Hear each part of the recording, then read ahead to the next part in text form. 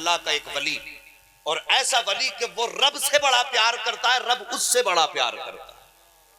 बेशक सुभान अल्लाह। वाह। अभी आपने मुफ्ती साहब का खिताब सुना और बड़ा अच्छा नासिहाना खिताब था। मुझे कमरे में आवाज जा रही थी। ऐसे खतीबों की भी जरूरत है, ऐसे खिताबों की भी जरूरत है, लेकिन साहिब खिताब भी ऐसे हैं कि तू नाराज मत होना, और खतीब भी ऐसे हैं कि ऐसा लाओ जो एक रात में मूड बना के चला जाए। ये मिजाज बना लिया हमने। यही बात है। मौलवी मूड बनाने की चीज है। ये वो मनसब है कि जिस पे बैठ करके बंदा बोले तो जबान उसकी खुले, बातें मदीने वाले की होनी चाहिए। बेशक सुभान अल्लाह सुभान अल्लाह। ये इस मिंबर की शान है। अगर यहां बैठ करके ठट्टे लगाए गए तो तुम में और जोकरों में फर्क नहीं।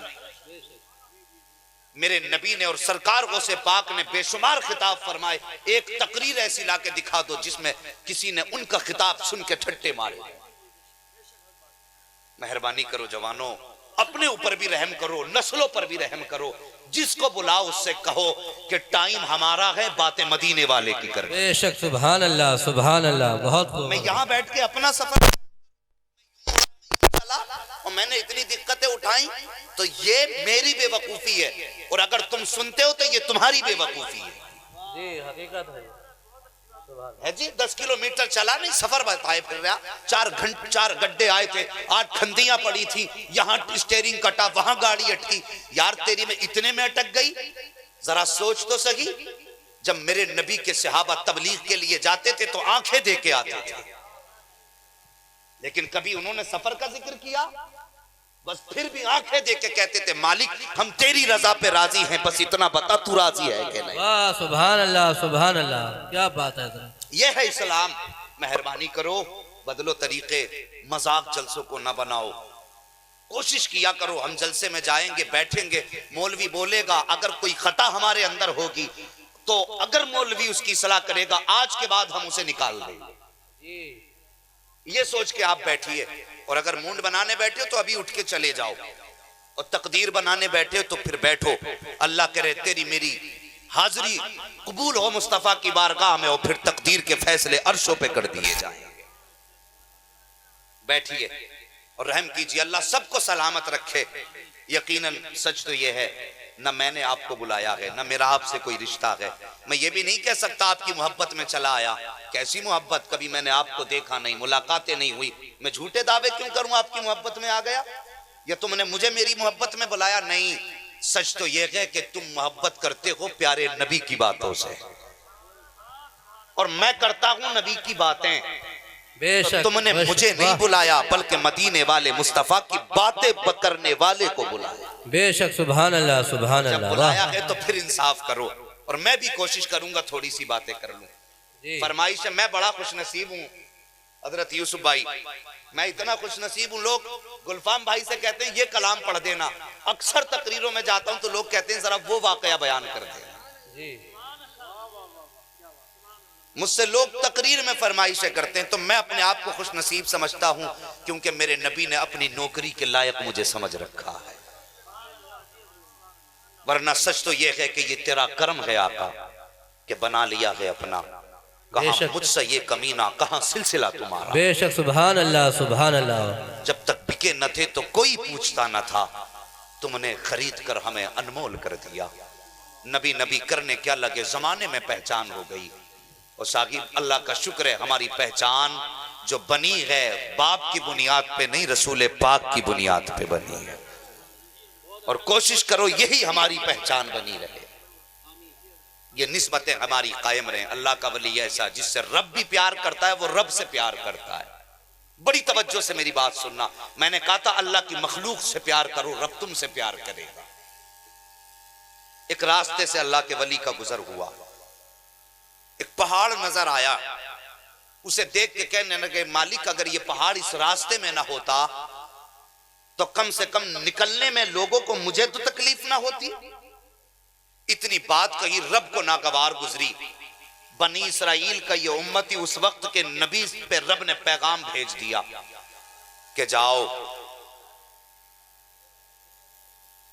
इससे जाके कह दो बैठे रहो। कुछ लोग बदतमीजी कर रहे हैं। शैतान अपना काम करता है, फरिश्ते अपना काम करते। जी हकीकत बात है, यही होता है। बैठिए, जलसे में कोई इंतशार पैदा ना करे। अल्लाह ताला जवानों को हिदायत दे। ये कलमा ही पढ़ने वाले तो हैं? और एक रात में हम जन्नत बांट के चले जाएं। कैसी जन्नत, कहां की जन्नत? और तू मुसलमान ना बन सका ढंग से, जन्नती किधर से हो गया? अमल बदलो, अखलाक बेहतर करो। अल्लाह का वली गुजरा, कहा मालिक ये पहाड़ ना होता तो मेरा रास्ता आसान ना होता।